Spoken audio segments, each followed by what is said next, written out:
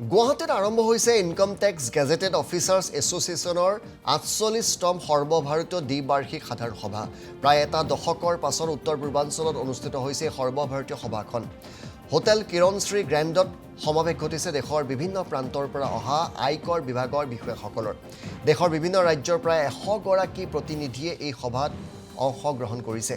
তিনিদিনীয়া কাৰ্যসূচীৰে অনুষ্ঠিত এই গুৰুত্বপূৰ্ণ সভাত আয়কৰ বিভাগৰ বিষয়াসকলে সন্মুখীন হোৱা সমস্যা, প্ৰত্যাহ্বান আৰু ভৱিষ্যত কাৰ্যপন্থা সম্পৰ্কে বিস্তৃত আলোচনা কৰা হ'ব। প্ৰায় এটা দশকৰ পাছত অনুষ্ঠিত এই সৰ্বভাৰতীয় সভা অসমৰ বাবে বিশেষ তাৎপৰ্যপূৰ্ণ বুলি বিবেচনা কৰা হৈছে।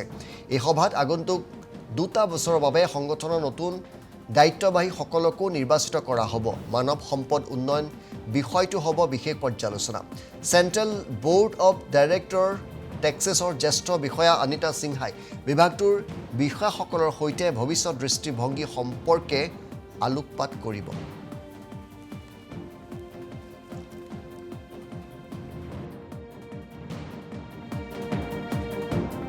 চলি আছে এখন বিশেষ বৈঠক আৰু 10 বছৰৰ পিছত উত্তৰ পূৰ্বত এই বিশেষ সভাখন অনুষ্ঠিত হৈছে।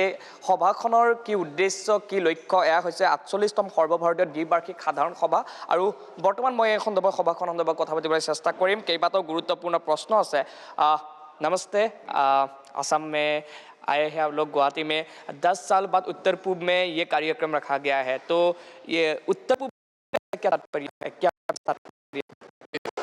पूर्व में रखने का तात्पर्य है कि यहाँ के लोगों की हॉस्पिटलिटी बहुत अच्छी है और यहाँ पर जो हमारे लोग कार्य कर रहे हैं, जो हमारी एसोसिएशन है, वो इतनी वाइब्रेंट और एक्टिव है कि उसकी वजह से फिर हमको एक बार 10 साल बाद यहाँ पर अपनी कॉन्फ्रेंस करनी पड़ी। आपको क्या लगता है कि वर्तमान समय में आयकर अधिकारियों को सबसे बड़ी चुनौती क्या है, क्या लगता है आप लोगों को? देखिए, आयकर अधिकारियों का तो जो कार्य है वो रेवेन्यू कलेक्शन का है। पूरे देश में जो हमारी सरकार की नीतियां हैं, जो पार्लियामेंट कानून बनाती है, उस कानून के तहत जिस तरह से करदाताओं से टैक्स लिया जाए और टैक्स को ठीक ढंग से लिया जाए, न तो कम न ज़्यादा, सही टैक्स लिया जाए, वो कार्य करने का हम लोगों का की ड्यूटी है। तो आयकर के जो हमारे अधिकारी और कर्मचारी, इनके ऊपर इतनी जिम्मेदारी है कि देश का जो रेवेन्यू आ रहा है, वो रेवेन्यू जो डायरेक्ट टैक्स का जितना भी रेवेन्यू है इनकम टैक्स डिपार्टमेंट के थ्रू आ रहा है और देश जो हमारा आगे बढ़ रहा है उसी पैसे से आगे बढ़ रहा है। तो जितनी भी विकास की योजनाएं हैं, जितने भी आप डेवलपमेंट देखते हैं, उसके पीछे अल्टीमेटली तो पैसा ही इन्वॉल्व होता है और वो पैसा कलेक्ट करने का काम हम लोग कर रहे हैं।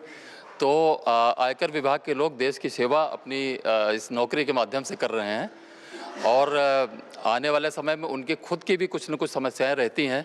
आगे के कैरियर के प्रोग्रेशंस, कैसे उनके प्रमोशंस टाइमली मिलें, कैसे उनको अच्छी फैसिलिटीज़ मिलें जिससे वो काम कर सकें और टैक्स को और ज़्यादा कलेक्ट कर सकें, क्योंकि अगर अपनी समस्याओं में खोए रहेंगे तो मन लगा कि उतना काम नहीं कर पाएंगे। तो इन सब चीज़ों के लिए हम लोग ऐसे ही हमारी एसोसिएशंस हैं, वो मीटिंग्स करती हैं, मीटिंग करके प्रोग्राम्स को चेकआउट करती हैं और चेकआउट करने के बाद वो देखती हैं कि कहाँ कहाँ हर्डल्स आ रहे हैं, कहाँ कहाँ समस्याएं आ रही हैं। उन समस्याओं को हम लोग नोट डाउन करते हैं और हमारे जो ऑफिस बेयरर्स हैं, अथॉरिटीज़ के पास जाते हैं, उन मुद्दों को रखते हैं। उत्तर पूर्व के परिस्थितियों को आप लोग देख चुके हैं, तो क्या लगता है कि आपको उत्तर पूर्व में टैक्स इंफ्रास्ट्रक्चर का विस्तार का आवश्यकता है कि नहीं है, क्या लगता है आप लोगों को? देखिए, ये मुद्दा ऐसा है जो नीति से आधारित है, पॉलिसी मैटर है। तो पॉलिसी मैटर में तो जैसा सरकार चाहेगी वो सरकार बनाएगी। हम लोग तो पॉलिसी को केवल इम्प्लीमेंट करने वाले लोग हैं, तो जैसा सरकार चाहेगी वैसा होगा। अब रही बात यह कि उत्तर पूर्व में और विस्तार होना चाहिए कि नहीं होना चाहिए, ये तो हमारी जो ऑनरेबल पार्लियामेंट है और हमारी जो गवर्नमेंट है वही डिसाइड करेगी। इस पर तो हम कुछ अभी बोल नहीं सकते कैसे हो। 2 साल के लिए सुनी जाने वाले नई टीम से क्या आप लोगों का क्या अपेक्षाएं होंगे? नई टीम से हमारी अपेक्षाएं हैं कि जो जो इश्यूज़ हमारे अभी पेंडिंग है, काफ़ी ऐसे चीज़ें हैं जो काफ़ी दूर तक बढ़ चुकी हैं और कुछ नए नए चैलेंजेस भी आ रहे हैं इस बीच में। उन चैलेंजेस को हम पिछले 2 दिन से डिस्कस कर रहे हैं और अभी कल भी हमारी कॉन्फ्रेंस चलेगी। तो उन सारी चीज़ों को नई टीम आने वाले 2 साल के अंदर जल्दी से जल्दी उनको रिजॉल्व करे और जो जो चैलेंजेस हैं, जैसे प्रमोशन कुछ कैडर्स में हमारा डिले हो रहा है, कुछ वर्किंग कंडीशंस को और सुधार करने की ज़रूरत है, तो उन चीज़ों को हम लोग यहाँ पे सॉर्ट आउट करके आने वाले 2 साल में उम्मीद करें कि जो नई टीम आए उनको जल्दी जल्दी रिजॉल्व करवाएं।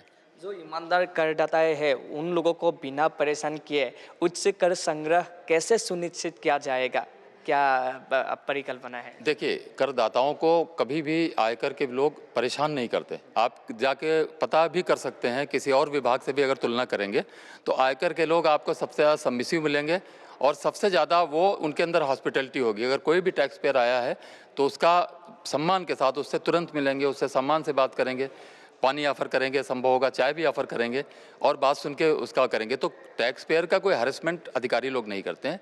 हाँ, कानून के चलते अगर टैक्स की कोई लायबिलिटी बनती है, कोई देनदारी बनती है, तो हमारे टैक्स पेयर की भी जिम्मेदारी होती है कि उसको टाइम से, समय से कर अदा करे, क्योंकि कर अगर नहीं देगा तो फिर देश कैसे चलेगा। देश